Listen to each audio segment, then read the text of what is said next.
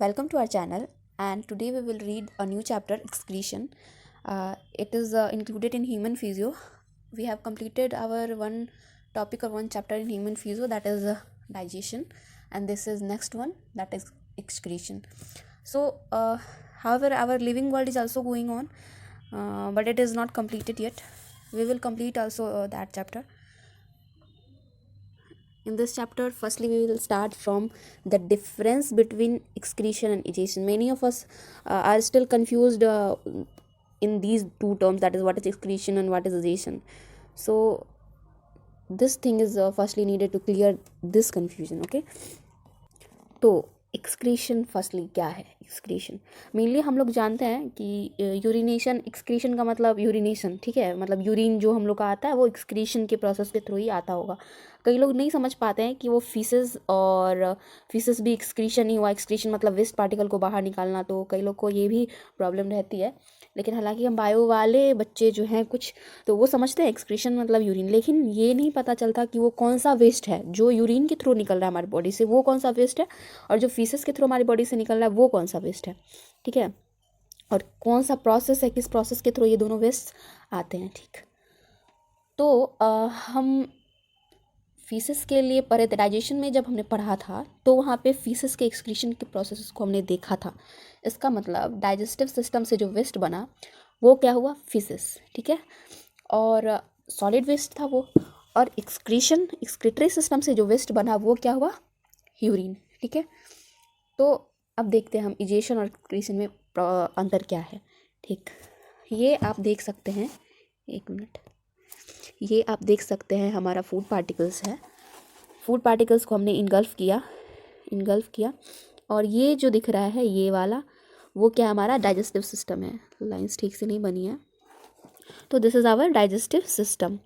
तो अब digestive system का मेन काम क्या होता है कि हमारे जो फूड पार्टिकल्स हैं जो हम खा रहे हैं उनसे न्यूट्रिएंट लेना, एनर्जी लेना. ठीक है, और छोटे छोटे पार्टिकल्स में उन्हें तोड़ देना. तो सबसे पहले तो ये छोटे छोटे पार्टिकल्स में टूटेंगे. आप यहाँ देख सकते हैं ये छोटा छोटा फूड पार्टिकल्स. तो हमारे न्यूट्रिएंट्स क्या होंगे ना, स्मॉल इंटेस्टाइन में न्यूट्रिएंट्स एब्जॉर्ब हो जाते हैं. एब्जॉर्ब होके न्यूट्रिएंट्स आप देख रहे हैं यहाँ सेल में जाएंगे, और सेल में क्या होगा, न्यूट्रिएंट्स का तो यूज होता है ना हमारे सेल में, तो न्यूट्रिएंट्स वहाँ यूज होंगे. वेरियस मेटाबॉलिक प्रोसेसेस में न्यूट्रिएंट्स का यूज होगा. हमारे सेल में तो बहुत सारे मेटाबॉलिक प्रोसेसेस हर वक्त चलते रहते हैं, बहुत सारे केमिकल रिएक्शंस होते रहते हैं. अगर मतलब ऐसा ना हो तो शायद हम जिंदा ही ना रहें. तो हमें जिंदा रहने के लिए मेनली वो सारे प्रोसेसेस को होना वो ज़रूरी है. तो सेल में मेटाबॉलिक प्रोसेसेस होते रहेंगे. वहाँ पे बहुत सारे मेटाबॉलिक प्रोसेसेस बने तो उसमें मेटाबॉलिक वेस्ट भी बनेगा. केमिकल रिएक्शन में क्या होता है, एक चीज़ दूसरे चीज़ में चेंज हुआ और कुछ वेस्ट पार्टिकल्स भी बने.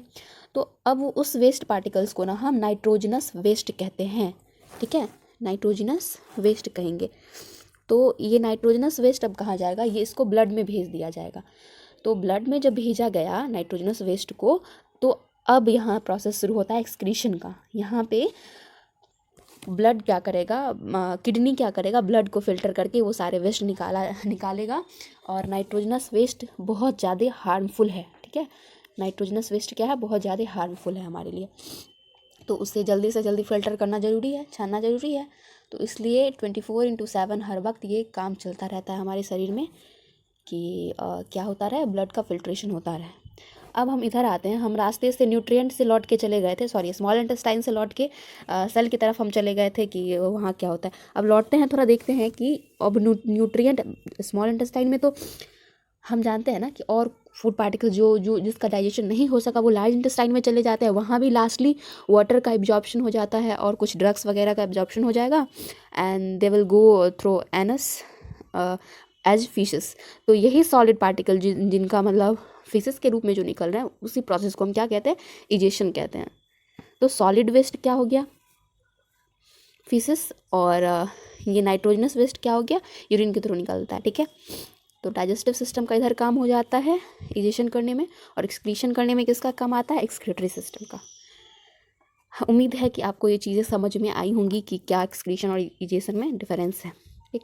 अब अकॉर्डिंग टू योर एनसीईआरटी कुछ नाइट्रोजनस वेस्ट के नाम दिए हुए हैं, क्योंकि एनसीईआरटी तो बहुत ज़्यादा इंपॉर्टेंट है ना, तो उसे हम छोड़ नहीं सकते। तो कुछ नाइट्रोजनस वेस्ट, हालांकि जितने एनसीईआरटी में दिए हुए हैं उतने ही नाइट्रोजनस वेस्ट नहीं होते, बहुत सारे नाइट्रोजनस वेस्ट हैं, फिर भी कम से कम जो एनसीईआरटी में दिया हुआ उसको तो हम देखेंगे ही। आपका देख सकते हैं आप, ammonia, urea, uric acid, ions भी आते हैं, आयंस भी इसमें आते हैं, sodium, potassium, calcium, phosphate, sulphate, ये सब। ठीक है, तो सॉरी, सोडियम और पोटेशियम कहने से बढ़िया आप कहें कि Na+, K+, Cl-। ठीक है, तो इसमें से जो मेजर नाइट्रोजनस वेस्ट है ना वो क्या है, अमोनिया, यूरिया और यूरिक एसिड, इसी तीनों के बारे में हमें पढ़ना है। ठीक, अब ये जो 3 नाइट्रोजनस वेस्ट हैं उसके अकॉर्डिंग हम ऑर्गेनिजम्स को भी बांटते हैं, मतलब कौन सा नाइट्रोजनस वेस्ट किस ऑर्गेनिज्म ने निकाला, उस ऑर्गेनिज्म को हम उस तरीके से उसका नाम देते हैं। जैसे कि हम देख सकते हैं अमोनोटैलिक, यूरियोटैलिक एंड यूरिकोटैलिक। तो हम देख रहे हैं कि अमोनोटैलिक में क्या है कि जो ऑर्गेनिज्म अमोनिया एक्सक्रीट कर रहे होंगे वो क्या कहलाएंगे, अमोनोटैलिक कहलाएंगे, और जो ऑर्गेनिज्म यूरिया एक्सक्रीट कर रहे होंगे वो यूरियोटैलिक कहलाएंगे, जो यूरिक एसिड एक्सक्रीट कर रहे होंगे वो यूरिकोटैलिक कहलाएंगे। ठीक है, तो अब इसके कुछ एग्जांपल्स दिए गए हैं, कौन कौन अमोनियोटैलिक हैं, कौन यूरियोटैलिक हैं, कौन यूरिकोटैलिक हैं। तो ऐसे आपको लर्न नहीं होंगी चीज़ें डायरेक्ट, मतलब कुछ बैठाना पड़ता है, कुछ दिमाग में कुछ ट्रिक इस तरह से सोचना पड़ता है ताकि चीज़ें याद हो जाए। डायरेक्ट आप याद करने जाएँ तो शायद हो सकता है कि कुछ लोगों को तो याद हो जाएगा, हो सकता है, ऐसा नहीं है कि किसी को याद नहीं होगा, लेकिन भूलता है चीज़ जो है ना, आदमी भूल जाता है। ठीक है, तो देखते हैं हम कि किस तरह से हम इसे याद कर सकते हैं।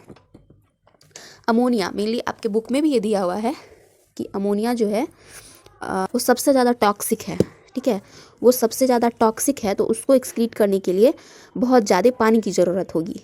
ठीक, और यूरिया भी टॉक्सिक है लेकिन उतना ज़्यादा नहीं, तो ये मीडियम है, और यूरिकोटैलिक सबसे लीस्ट टॉक्सिक है। ठीक है, तो इसको एक्सक्रीट करने के लिए सबसे कम पानी की ज़रूरत होगी।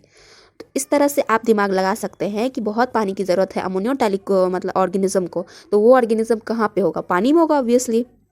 ठीक है, तो आप 2 एग्जाम्पल तो ऐसे ही याद कर ले सकते हैं, aquatic amphibia and aquatic insects. ठीक है, और बोनी फिशेस, वो भी तो रहते हैं तो पानी में ही ना, है ना, रहते हैं पानी में ही, तो उसको याद कर लीजिए थोड़ा सा।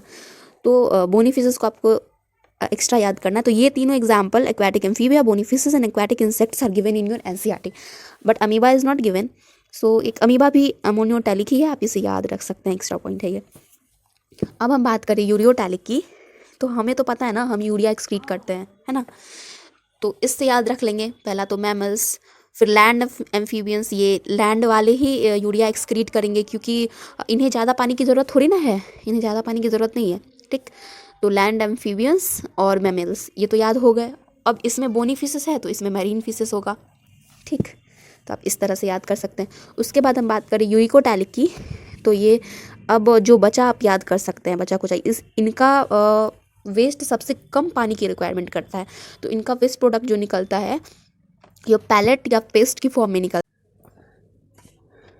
तो हम देख सकते हैं कि इसमें रेप्टाइल्स, लैंड स्नेल्स, बर्ड्स और इंसेक्ट्स, इसका आपको याद करना पड़ेगा। बाकी ये दोनों का तो ट्रिक हो गया, बाकी जो बाद में बचा वो सारे यूरिकोटैलिक। ठीक है, लेकिन सारे को नहीं कर देना है, थोड़ा सा दिमाग लगा कि कौन लैंड पे है, कौन पानी में है और कौन यूरिकोटैलिक हो सकता है।